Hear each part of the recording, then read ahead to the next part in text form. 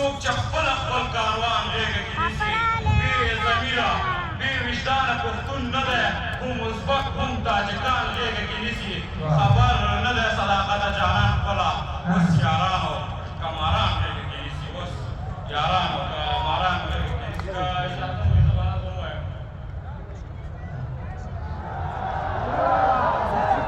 زما پرهېزګار یې تقوادار یې او زاهد خاورې زما شهید وطنه و زما مجاهد خاورې زما دردېدلې کړېدلې ځورېدلې خاورې بیا دې راوا موړه په دا سپینه لمنې خاورې سل واره خیر د دردونو او تکلیفونو لاندې غلامه مه چې د هېڅ چا در قدمونو لاندې زه دې په اور سوځم تا نه دې لوګی لوګی سم ته دې پر ځای وې پر ځای وې زه دې ځای په ځای شم پر تا لګېدلی هر یو تور دې خدای په ما پورې کړي چې ته پرې سوځې هغه اور دې خدای په ما پورې کړي زما طاقت یې زما قوت یې زما زور یې خاورې له تا د زر زره قربان شم زما مور یې خاورې چې سختې دې کړې تېرې مونږ دې وساتلو بلا بدبختې دې کړې تېرې مونږ دې وساتلو په مونږ زړه وسوځو خیر راکنه ګرانه پلاره مونږ ته بخښنه وکړه وا افغانستانه پلاره دا غلطي د ځان منو در سره ژمنه کوو ملامتي د ځان منو در سره ژمنه کوو افسوس ونه پرې راته اوف کابل دې بیا نه پلورو یعقوبه پلاره یوسف کابل دې بیا نه پلورو افسوس ونه پرې راته اوف کابل دې بیا نه پلورو یعقوبه پلاره یوسف کابل دې بیا نه پلورو خدای پرې بیا ورحمېد د نوي ژوند دعا یې وکړه خدای پرې بیا ورحمېد د نوي ژوند دعا یې وکړه څلوېښت کلن بستر نجیب شولو شفا یې ورکړه ځینې زخمونه یې ژور دي زر به ورغېږي ځینې یې په زړه ځینې یې په سر دي زر به ورغېږي چې ذکر دی نوم د الله ترې له ورایه ښکاري له پخوا ښه دی اوس چې ساه ترې له ورایه ښکاري په لاره تللی شکري مزل په خپلو پښو ولاړ دی شکر ډېر ښه دی اوس کابل په خپلو پښو ولاړ دی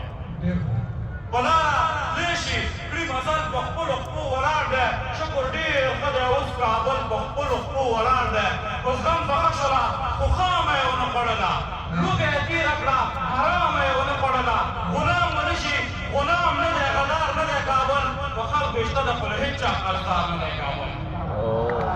غلام به نه شي غدار نه دی کابل په خلکو یې شته ده خو له هېڅ چا قرضدار نه دی کابل له مونږه واوړئ مونږه پرېږدئ زورورو خلکو ای د نړۍ د زموږ زورواکو کرورو خلکو تور ته کنځلې زه د سپین په ژبه نه کومه د خدای د یو اشرف توحید په ژبه نه کومه پرون مو هلته لاس و نن مو پکې دلته لاس دی ارامه کېږئ نه هر وخت مو په کابل کې لاس دی تل او مدام مو د پښتون په منځ کې شر جوړ کړی چا څخه ملر جوړ کړی او چا څخه موبر جوړ کړی تل او مدام مو د پښتون په منځ کې شر جوړ کړی چا څخه ملر جوړ کړی چا څخه موبر جوړ کړی پر ما یې پور ده پر ما قرض ده د کابل ساتنه ما پکې راوړه پر ما قرض ده د کابل ساتنه